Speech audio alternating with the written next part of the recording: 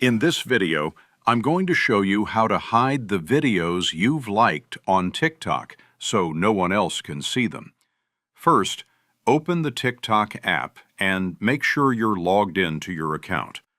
From the home screen, tap on your profile icon in the bottom right corner.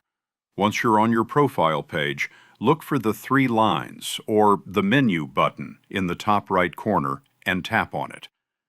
Now, go to Settings and Privacy. Inside here, scroll down until you find Privacy and tap on it.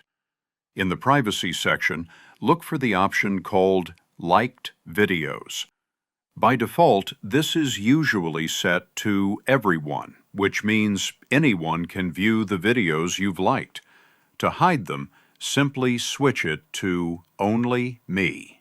Once you do this, your liked videos will no longer be visible to others, and only you will be able to see them.